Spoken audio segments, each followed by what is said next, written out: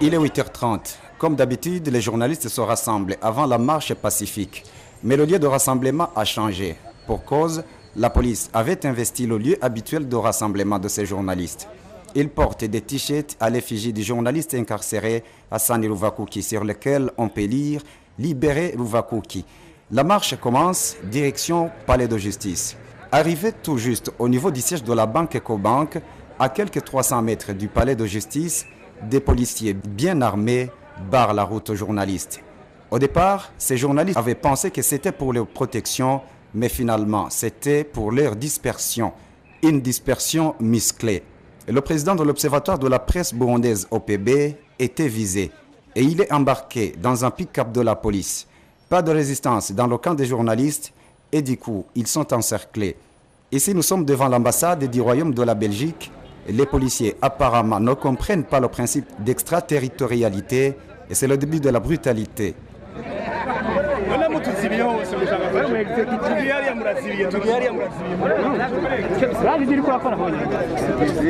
Et les journalistes sont sommés de retourner dans leurs médias respectifs.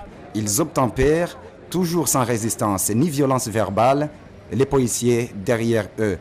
Encore une fois, les journalistes pensent qu'ils sont escortés, mais c'était plutôt les conduire vers une bonne place où ils devaient connaître ce qui les attendait réellement. Arrivés au même lieu de rassemblement, le coup d'envoi est donné par des officiers. Des gaz lacrymogènes sont lancés, des coups de matraque. Des journalistes sont dispersés par force, les policiers courent derrière eux, certains sont frappés à l'aide de ceinturons. Bref, c'est la brutalité la plus absolue. C'est lamentable. Et les journalistes de regretter l'irresponsabilité ainsi que le recours par la police burundaise qui se veut de proximité à la manière forte devant des citoyens paisibles. C'est un acte condamnable, c'est irresponsable, je peux même le dire ainsi. Je dirais que vraiment il faut que le pouvoir public puisse se ressaisir et comprendre que le combat que nous sommes en train de mener est un combat honorable. Nous n'avons injurié personne, nous n'avons réclamé que cette justice pour notre confrère. Et c'est vraiment désolant et même regrettable de la part de la police de voir cette attitude. Certains parmi nous ont été victimes des lacrymogènes qu'on a lancés. Il y a des consoeurs et des confrères qui ont failli laisser la vie et nous demanderons au gouvernement de revoir sa méthode prochainement. Des citoyens qui ont regardé le film réalisé par des officiers de la police aux allures des militaires sur le champ de bataille appellent les policiers à faire preuve de discipline et de professionnalisme. Igikwiye ni discipline kwanza mu gipolisi yo kuraba ibyo batera bakaraba n'abariko babitera ko nta bantu bariyo ko nta bintu byo nonekara.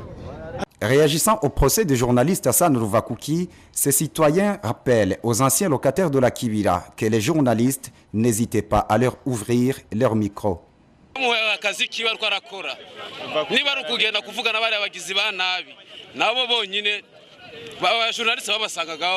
En dépit de cette brutalité policière qui n'a d'autre visée que de faire peur aux journalistes qui dénoncent un procès politique contre leurs confrères et qui réclament sa libération, ils persistent et signent. Le combat ne s'arrêtera pas pour autant, advienne que pourra.